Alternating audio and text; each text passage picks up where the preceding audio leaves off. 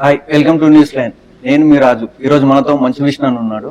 ఒకసారి కన్నప్ప మూవీ విశేషాలు అడిగి తెలుసుకుందాం. ఆయన ఎలా ఉన్నారు? న్యూజిలాండ్ అనగానే మనకు క్రికెటర్ విలియమ్సన్ గుర్తుకొస్తాడు. అలాగే ఇప్పుడు న్యూజిలాండ్ అనగానే కన్నప్ప మూవీ మొత్తం షూటింగ్ అక్కడనే జరిగిందని అందరూ మాట్లాడుతున్నారు. కన్నప్ప మూవీ ఎన్ని రోజులు షూటింగ్ చేశారు? అక్కడ మూవీ టీంకి ఎలాంటి ఇబ్బందులు ఎదురయ్యాయి? న్యూజిలాండ్లో 2023 సెప్టెంబర్లో షూటింగ్ స్టార్ట్ చేస్తాం. 2024 మార్చ్ దాకా అక్కడ షూటింగ్ చేస్తాం. దాని తర్వాత ఒక నెల ఇక్కడ కొంత పికప్, ఏప్రిల్లో కొంత పికప్ చేసాము. అండ్ ఇబ్బందులు ఏం కలగల. ఓన్లీ ప్రకృతి మాత్రం మాకు శివతాండం ఆడింది. అది కరెక్ట్గా మా తెల్లారుజామున విపరీతమైన చలి ఉండేది. సడన్గా ఒక గంట సేపు చర్మం లేసిపోయేంత వేడి ఉండేది.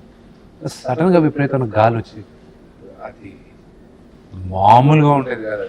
ఆ టెంపరేచర్ దానికి ఒక మూడ్లో పనిచేస్తుంది. అలాగే శంకర్ సాంగ్ రిలీజ్ అయినప్పటి నుంచి ఇప్పటికీ అది ట్రెండింగ్ లోనే ఉంది. ఆ సాంగ్ కి ఎలాంటి హార్డ్ వర్క్ చేశారు?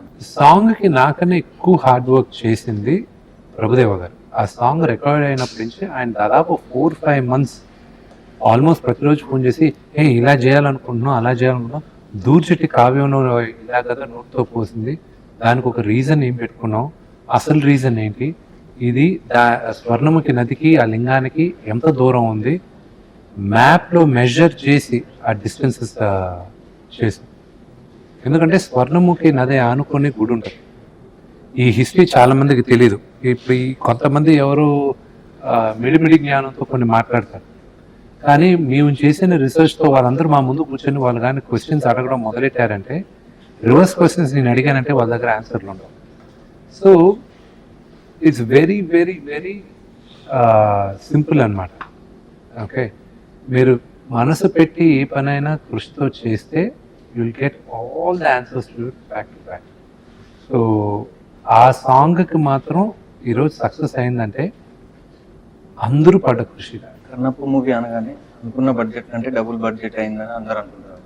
అందరు అనుకున్నట్టుగానే డబుల్ బడ్జెట్ అయిందా? ఎంత బడ్జెట్ అయింది?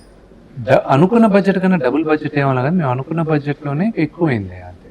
మూవీలో ఏ సీన్స్ ఎక్కువ కష్టం అనిపించింది? నాకు పెద్దగా కష్టమే అనిపించలేదు. అంటే నాకు బిగినింగ్ లాస్ట్ ఉన్న క్యారెక్టర్స్ అంతా నాకు బాగా ఈజీగానే ఉంది. కానీ బిగినింగ్ కలోకియల్గా ఉండే క్యారెక్టర్స్ ఎలా చేయాలని డౌట్ ఉన్నప్పుడు మా డైరెక్టర్ గారు నాకు విపరీతంగా సహాయం చేశారు. ప్రభాస్ గారి రుద్ర పాత్ర ఎలా ఉండబోతుంది? అతనికి ఏమని చెప్పి ఒప్పించారు? అతనికి ఏమీ చెప్పలేదు, సినిమా చేయాలని ఒప్పుకున్నాడు అంతే.